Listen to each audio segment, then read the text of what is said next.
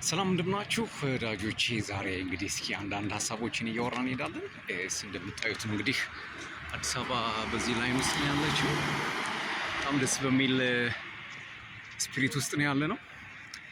ስለ መንገድ አንዳንድ ነገር ለማውራት ፈልጌ ነው። ይወስዳል መንገድ፣ ያመጣል መንገድ፣ ያደርሳል መንገድ። እንግዲህ መንገድ አይኑ ይፍሰስ አይባልም ደርሶ የወሰደውን ሰው ያመጣል መልሶ እንደሚባለው መንገድ ነው ክፍት ሲሆን ለብዙ ሳቤ ይመቻል። መንገድ ነፃ ሲሆን ለብዙ እንቅስቃሴዎች ይመቻል። መንገድ ላይፍ ነው አይደል?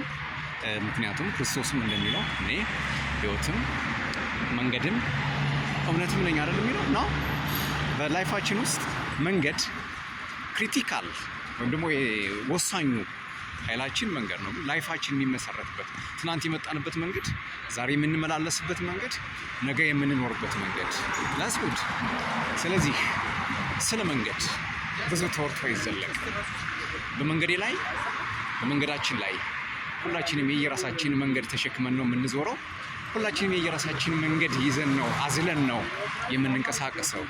እዚህ ላይን ውስጥ በሚያሸበርቅ መንገድ ውስጥ ነፃ በሆነ መንገድ ውስጥ እኔም እናንተን በነፃነት እያወራኋችሁ ነው የምገኘው። ክቡራን ተመልካቾቼ ነው ላይፋችን እዚህ ጋር ቤዝድ ያደረገ ነው በብዛት እና ይሄ የመንገድ ወይም ደግሞ በታኦ በሚባለው ነው ታኦ በተለየ ምስራቃውያን የትምህርት ወይም ደግሞ የፍልስፍናን ዘርፍ እንደሆነ ሁላችንም እናውቃለን።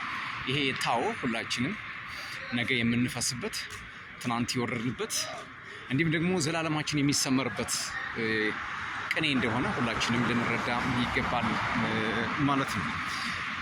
አሁን ከስራ ወጥቼ ነው እንዲህ የማወራችሁ ክቡራን ተመልካቾቼ። የምንወደው አይነት መንገድ፣ የምንወደው አይነት የህይወት አማራጭ፣ የምንወደው አይነት የላይፍ ስርዓት፣ የምንወደው አይነት የህይወት ቅንብር፣ የምንወደው አይነት የህይወት ዘይቤ፣ የምንማርከው የራሳችን የሚማርከን የሚወድን የምንወደው የህይወታችንን መንገድ ቅርጽ ለማሳዝ ብዙ ነገሮች ይጠበቅብናል ለማለት ነው እና ውስብስብ መንገድ ላይ የተወሳሰበ አእምሮ ሲጨመርበት ምንም አይነት መፍትሄ ሊመጣ አይችልም። ስለዚህ ቀጥ ባለ መንገድ ላይ የሚፈስ ሀሳብ በተዘረጋ መስመር ላይ የሚንቀሳቀስና ፍሎ የሚያደርግ ስፒሪት ሊኖረን ይገባል ለማለት ነው። ዛሬ እንዲህ አስቃኝቻችኋለሁ። እንግዲህ አዲስ አበባ በምሽት እንዲህ ነው የምትመስለው። ክቡራን ተመልካቾቼ this is life what Addis seems like